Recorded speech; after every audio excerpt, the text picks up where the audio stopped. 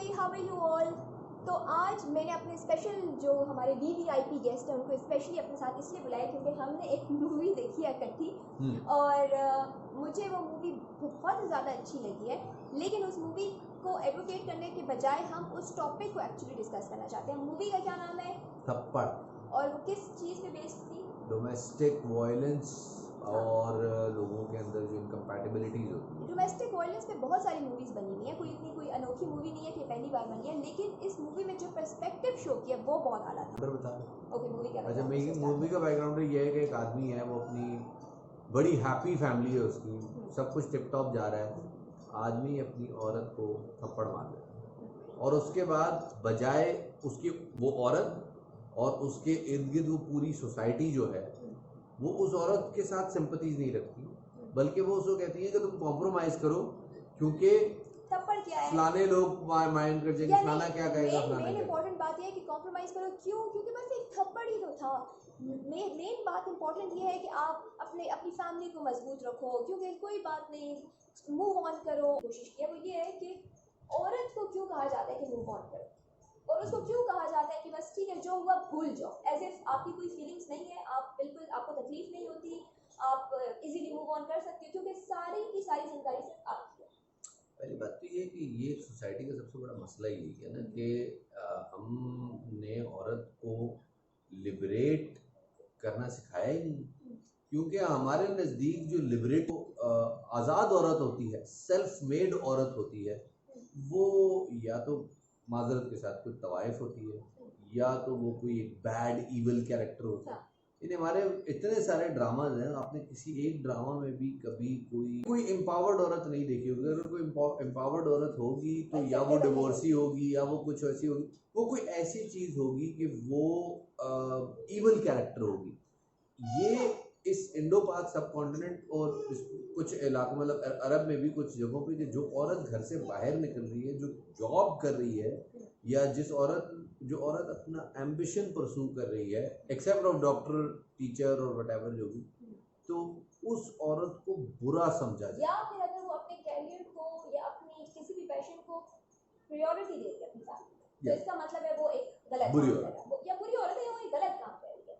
ये माइंडसेट हमारे स्टार्ट कहाँ से होता है? मेरे ख्याल में ये बात से तो मैं एग्री करता हूँ कि अगर कोई भी, चाहे मर्द हो या औरत हो, वो अगर अपने जॉब को अपने फैमिली में प्रायोरिटी देता है तो वो फिर बात गलत हो जाती है। This goes for both gender, isn't it? मतलब अगर घर का मर्द अपनी फैमिली को प्रायोरिटी नहीं देता और अपनी जॉब को प्रायोरिटी देता है तो वो सही है। और अगर सेम गोज फॉर वुमेन कि अगर वो अगर हमारी बहुत सारी वर्किंग लेडीज हैं जिनकी जो बाहर का काम भी कर रही हैं, जो घर का काम भी कर रही हैं, जो अर्न भी कर रही हैं, जो बच्चे भी संभाल रही हैं, जो घर भी संभाल रही हैं, जो पूरी फैमिलीज को सपोर्ट कर रही हैं, अपने उनके इन लॉज होते हैं, जो जॉइंट फैमिली सिस्टम होता है, लेकिन कभी भी किसी एक ने भी उसको इंडोर्स नहीं किया या उसे ये नहीं कहा कि यार तुम बहुत काम कर रहे हो, वी अप्रिशिएट यू, या उसकी हेल्प आउट कर ले कि चलो यार ये काम तुमने कर लिया।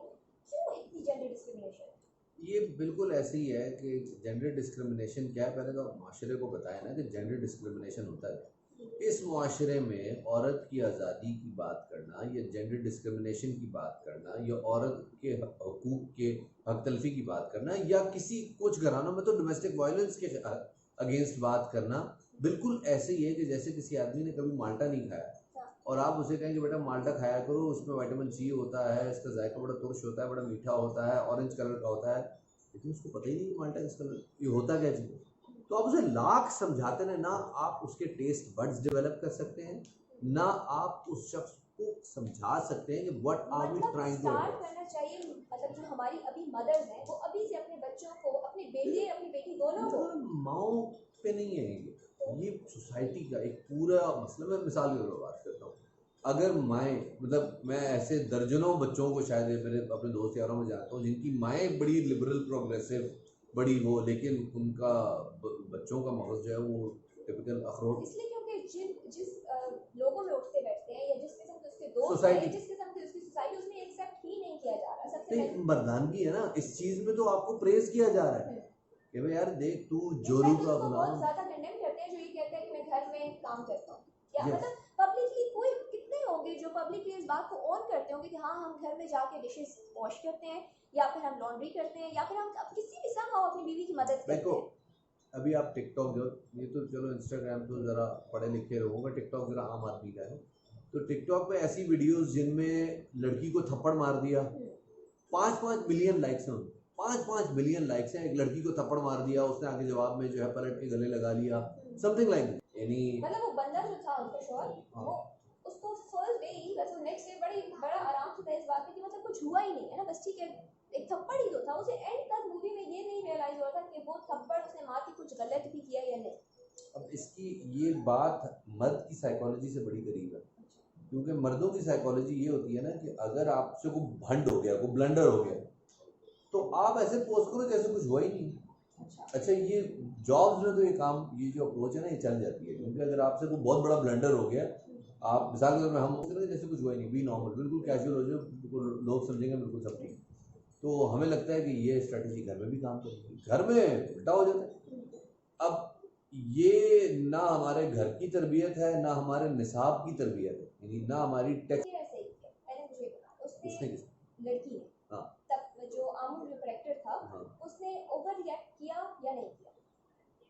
मेरे ख्याल से उसने ओवर रिएक्ट नहीं किया, उसने ठीक रिएक्ट किया। मतलब एक थप्पड़ पे उसने डिवोर्स फाइल कर दिया, आपके ख्याल में ठीक किया?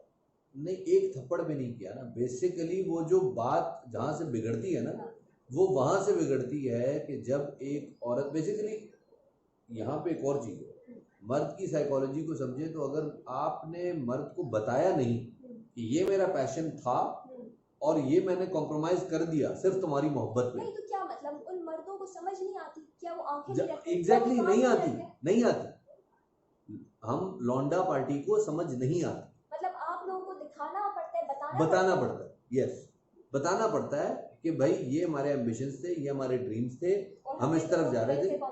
हाँ, वरना अगर आप नहीं बताएंगे तो हम लौंडा पार्टी, हम लड़का पार्टी ये समझेंगे कि लड़कों को समझ नहीं आती। हाँ, कम्युनिकेशन बहुत जरूरी है लड़कों के साथ। Women have to tell it कि भाई हमने ये चीजें आप लोगों के लिए कॉम्प्रोमाइज की हैं, which is the fact। कि बहुत सारी औरतें सारा दिन घर में काम करके थक जाती हैं, शाम को जब वो मतलब उनके हस्बैंड घर आते हैं, वो देखते हैं घर बिल्कुल साफ है, बच्चे बिल्कुल साफ सुथरे हैं, होमवर्क हुआ है, घर का खाना बना हुआ है, तो ये कोई मैजिकली नहीं होगी सारी चीजें। मतलब ये इस सारे काम को करने में बहुत ज्यादा एफर्ट लगती है, बहुत ज्यादा। एक और मैं बड़ी इंपॉर्टेंट बात बता रहा हूँ, मैं मर्दों का पर्सपेक्टिव बता रहा हूँ, इट्स नॉट अब्यूसिव और इंसल्टिंग इन एनी वे।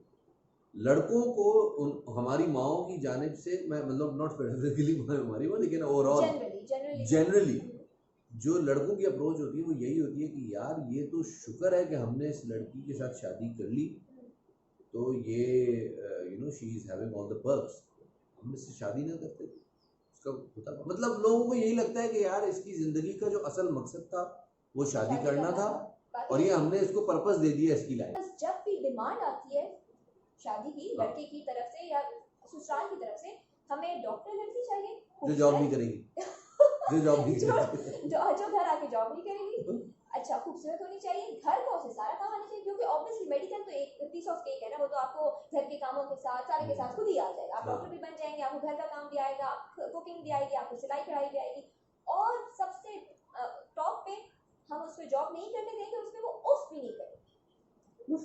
मतलब मेरे ख्याल में ये बातें देखिए कॉम्प्रोमाइजेस होते हैं, जरूरी नहीं है कि अगर आप, मैं ये नहीं कह रहा कि सब लड़कियां जो है ना घर छोड़ के निकल जाएं जॉब पे और अपना ड्रीम परस्यू करें, अगर आपके हालात इजाजत देते हैं, बिकॉज पहले समझें किसी भी कपल्स में, चाहे वो आइडियल कपल हो या वो ना हो, मेन जो चीज जो वो लैक कर रहे हैं वो कम्युनिकेशन गैप है। ईदर वे, मतलब अगर आपको कोई चीज़ बुरी लगी है आपने बतानी है, आपको कोई चीज़ अच्छी लगी है आपने बतानी है। अप्रिशिएशन, मेरे ख्याल में appreciation even makes a lot of good effect in a relationship.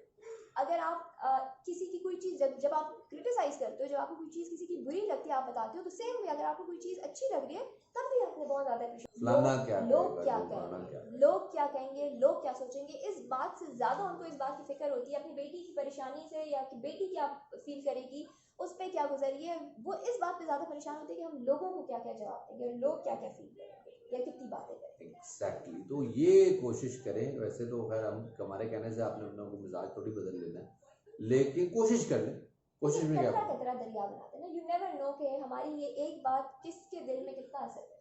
You know कितने ऐसे हमारे मेल फॉलोअर्स होंगे जिनकी शादियां होने वाली हैं, जो शादी करने वाले होंगे या जिनकी शादियां हुई नहीं होगी, क्या पता कि इस एक बात से उनके दिल पे कितना असर हो, और वो आज से ही एक नई नई चीज का अज़म कर लें कि आज से हम ऐसा नहीं करेंगे। बिल्कुल। और मोस्ट इम्पॉर्टेंटली, अगर आप चाहे लड़का है लड़कियां, अगर आपके पास कोई एम्बिशन है ज़िंदगी में, आप कुछ बनना चाहते हैं, डॉक्टर, इंजीनियर, पायलट, हाथी, कुछ भी बनना चाहते हैं आप पहले, अब शादी से पहले अपने शौहर के साथ क्लियर कट मामला रखें अच्छा, सामने। अगर व्हाट इफ कि शादी से पहले शौहर ने कहा कि मैं करने दूंगा, शादी के बाद वो फिरकी मारे ना करने दे, फिर शादी के बाद वो ना करने दें और तो फिर फिर उसके बाद दिस ये इज वाली बिगिन। ऑप्शन ही ना रहे कि अब हम, मतलब जैसे कि जो जो जो इम्पोर्टेंट बात मैं समझाना चाहती हूँ कि आफ्टर शादी दिस इज कंसिडर्ड कि अब डेड एंड है, ये लॉक लग गया, अब तो आपके पास पीछे की कश्तियां जला के आ गई हो तुम, और अब तो बस यहाँ से तुम्हारा अल्लाह माफ करे जनाजा ही जाएगा।